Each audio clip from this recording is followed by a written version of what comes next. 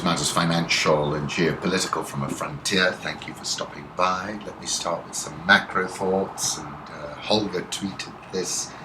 This is the expansion in the Bank of Japan's balance sheet, and overlaid is the dollar yen. And it really has been an extraordinary exponential increase when you look at it. Home thoughts. I'm still reading Mario Vargas Llosa, The Feast of the Goat, but I like this quote from The War of the End of the World. Instead of speaking of justice and injustice, freedom and oppression, classless society and class society, they talked in terms of God and the devil. And this, every day we see these images of refugees trying to cross into Europe. The search for liberty is simply part of the greater search for a world where respect for the rule of law and human rights is universal, a world free of dictators, terrorists, warmongers and fanatics, where men and women of all nationalities, races, traditions and creeds can coexist in the culture of freedom, where borders give way to bridges that people cross to reach their goals, limited only by free will and respect for one another's rights. It is a search to which I've dedicated my writing, and so many have taken notice. But is it not a search to which we should all devote our very lives? The answer is clear when we see what is at stake. Put up a photo of Mario Vargas Llosa, and then I like this quotation from the Wall Street Journal about Mark Rothko. Rothko's paintings are fragile. If they're not carefully displayed and lit, they just become a bunch of rectangles on a wall. They're more than that, and let me put up one that I like. Agence France-Presse tweeted Le Mullah Omar est mort après avoir contracté hepatitis C. Australia is to have a new Prime Minister after Tony Abbott loses leadership vote to Malcolm Turnbull, and I kept racking my brain, why do I know that name? And then the Australian High Commissioner reminded me that Malcolm Turnbull was very famous in the UK because he was the lawyer who fought one side of the spy catcher case. Al Jazeera News tweeted this photograph of Tony Abbott losing his leadership challenge. Mark Barton says Corbyn will last less than 18 months as UK Labour leader. That's Sporting Index. I think he might last longer than that. Pepe Escobar, in an interesting interview, interviewed about China's V-Day parade, sending multiple messages to Asia and the West. And I wrote that piece, but I wrote a number of pieces about China, culminating on the 7th of September, where I said China must fix its economy despite military show. Martin Jacques is writing the other side, taking the other side. It's not the Chinese economy that's on life support, he says. The Western world continues to depend on a life support system, namely zero interest rates combined with Chinese growth. What if the latter falters? That is why Western markets have suddenly started panicking. In Beijing, there is concern, not panic. Their challenges seem manageable in comparison. Bloomberg's Business, China's stocks suffer biggest two-day loss in 3 weeks. They put up this image. US officials said on Monday that Russia has positioned about a half dozen tanks at an airfield at the center of a military build-up in Syria. In a sign of the pace of Russia's build-up, Moscow has been sending about 2 military cargo flights a day to the airfield over the past week, the US is saying. And I concluded by saying Putin is putting up and not shutting up, and a sign would be pleased about that. France-24 tweeted a photograph of a Russian air cargo plane. China is building a third airstrip on disputed South China Sea islets. Clearly what we have seen is going to be a 3,000-metre airstrip, and we have seen some more work on what is clearly going to be some port facilities for ships. So they're not backing down. Venezuela's president starts to look desperate, says Bloomberg View, deporting immigrants at rifle point, reigniting long-settled claims to a neighbour's oil reserves, sending soldiers instead of groceries to depleted supermarkets. Just when you think Venezuelan President Nicolas Maduro could go no further to turn his country into an outlaw state, the leader of the Bolivarian Republic has trumped himself, criminalizing dissent. And I referenced this on the 12th of January this year when I said the oil warfare specialist POTUS has successfully wrestled the price of crude to below $50 a barrel, and with that effected a chokehold on Vladimir Putin's Russia, Venezuela, and others as far afield as Nigeria and Angola. Around the same time, I said if the 21st century oil warfare specialist Obama takes the oil price down to $20, President Nicolas Maduro will be toast in the blink of an eye. Let me put up a photograph of Nicolas Maduro. Let me point out there's a link for the Mindspeak that I did where I called it The World in Africa, but I was talking about Charlie Hebdo, oil warfare, Africa, Obama, Vladimir Putin, and the King Dollar. This caught my attention. The age of the image, simulated realities, the image-orientated way of viewing the world.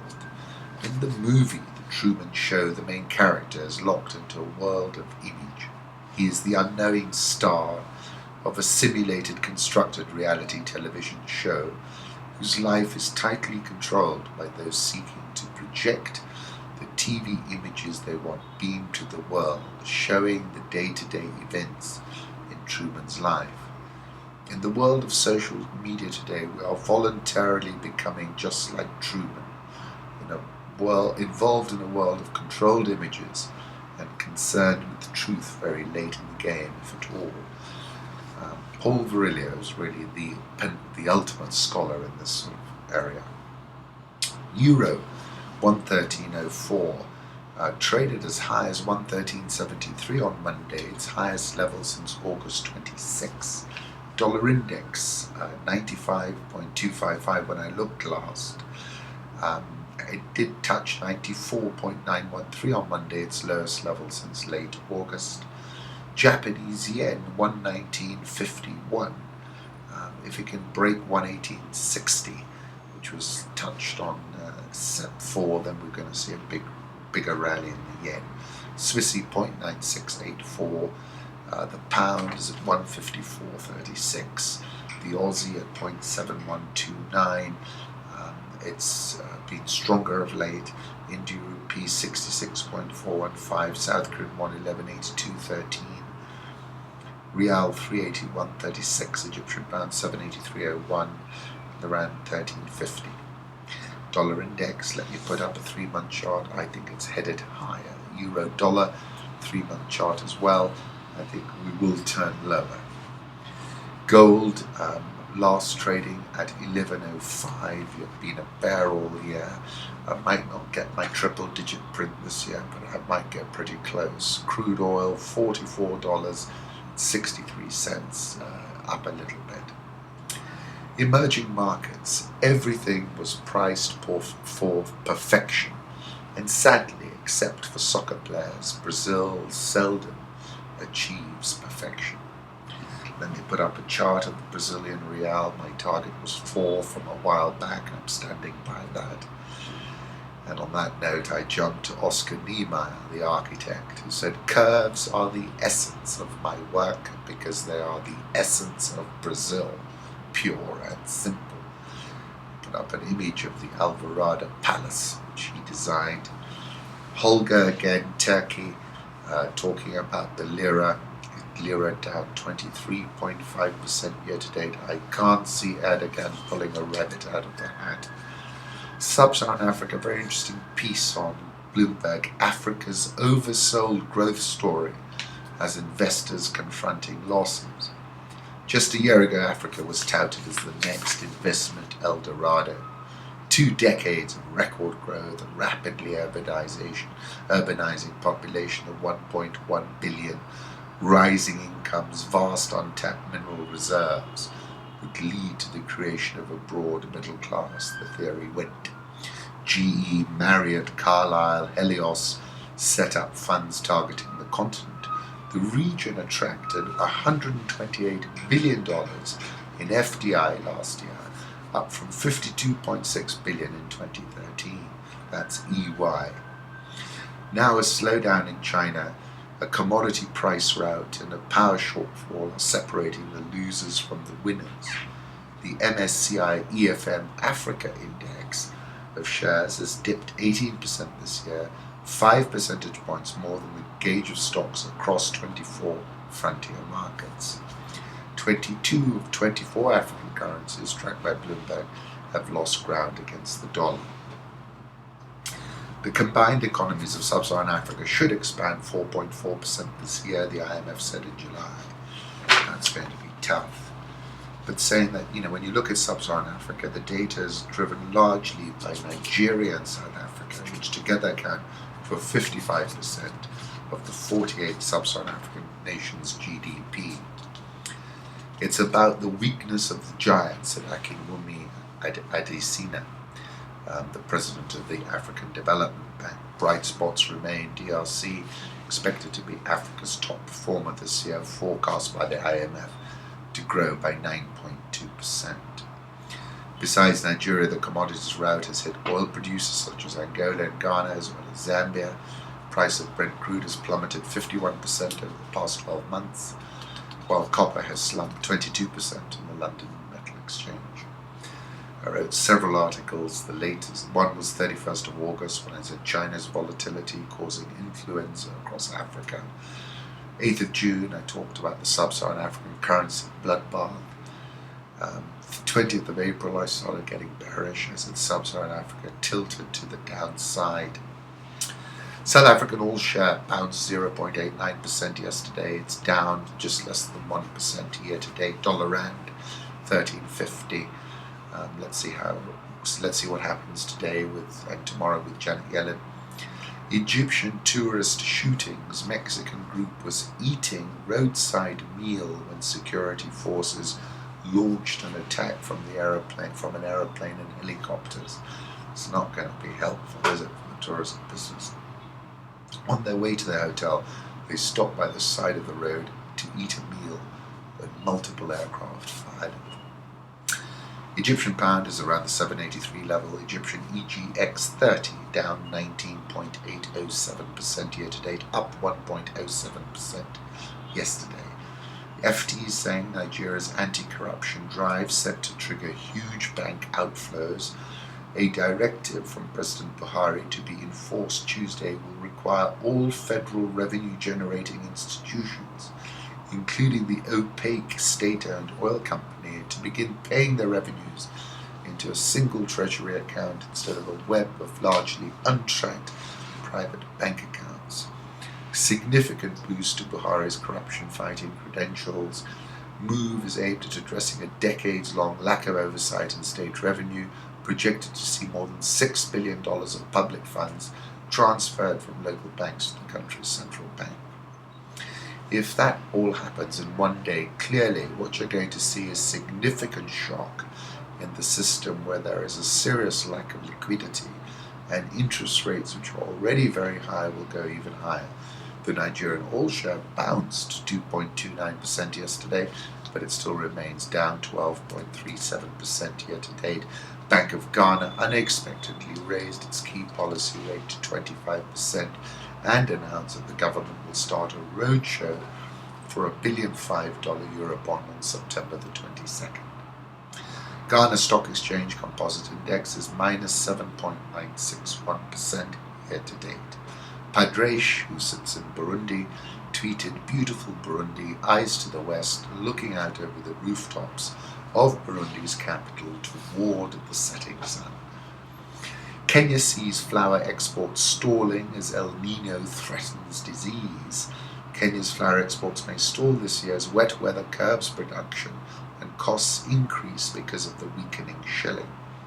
Shipments totaled $519 million in 2014, and the industry will be doing okay if that level is matched this year. Kenya supplies about 38% of the cut flour sold in Europe, according to the Council. Horticulture exports generated $928 million last year, one of East Africa's biggest FX earners. The first half of 2015 has been a difficult year, said Gigi. The weather has been strange. We are yet to see what that has done to the volumes. El Niño is likely going to affect production by damaging infrastructure or leading to diseases associated with increased moisture, Gigi said. Hannah and I experienced the premonition of El Niño when we were swimming in the sea in August in Diani. Let me put up a photograph. You can see her in the sea. It's just early evening. It really was extremely beautiful. I attended a function yesterday that DFID and Trademark East Africa hosted, and a number of things were said. Christian Turner tweeted, UK and Kenya joined at the hips as Ambassador Mina Mohammed, which he said. Mark Laycock, who is the permanent secretary in DFID, said that if Kenya could increase its exports 10%, that would be worth an extra $800 million of revenues. And they also said 15 years ago, Vodafone and Safaricom came to us, said we have an idea, that idea being M-Pesa. We gave them £1 million, and look where M-Pesa is today. According to the East African, over the weekend, oil firms prefer the Tanga pipeline to the Lamu pipeline. And obviously the main concern about the Lamu pipeline is security, and that's no way is that being beaten back. Companies are also uncomfortable with the cost of the Lamu route, arguing that the southern route through Tanzania would be cheaper and offer better commercial terms to the users. We are evaluating all viable options, and the Tanzania route is one of them, said Total's corporate affairs manager. On that note, let me put up a photograph of Tanga in Tanzania, which I visited, and reference you to the reason of my visit was to visit the ARM plant, clinker plant. I call it a geostrategic investment. Kenya shilling last trading 105.40. Stuck my neck out, said we might have seen the low for the year. Let's see. Nairobi all share is up 7.32% since the 27th of August, when it closed at a 2015 low. NSE 20 has rebounded 3.76% since that date as well. Both indices remain underwater for the year. Ebru Africa tweeted this photograph, Kajiado market row. And it was quite a visually arresting photograph, so I liked it. Uchumi says it has so far cleared 500 million shillings of debts owed to its suppliers as part of its turnaround plan that involves restocking its shelves. Our shops are now at over 80% of the desired stock levels, and we're working very hard to get this to optimal capacities at the COO. As I said, the all share was up 0.76% yesterday. NSE 20 rallied 24.64 points. Some interesting comments came out of the IMF's Armando Morales, who said to Bloomberg, up to now there is no reason to believe that interest rates will be increased further. I agree with him. He's saying that the level of intervention has fallen from a few months ago, something I have not verified, but it would be interesting to have that confirmed. He said great growth hasn't really suffered that much from what we can see. The economy is still dynamic. The economy has, however, slowed 5 quarters in a row. Safaricom is very strong today. It was strong yesterday as well. Yesterday it rallied 103% to 1470. We've crossed 15. We're at 1510. Kenya Commercial Bank up 0.5%, closing 46.25. Equity Group has rallied 14.1975% this month. Jubilee was strong, rebounding 3.84%. It had corrected 8.33% since releasing its first half results, which were better than expected. BAT was strong, up 5.26% to close at 800. And Mineas was strong as well, closing at 2 yesterday. I really appreciate the fact that you stopped by, I really do. And if you're here at this point in time, I bid you adieu.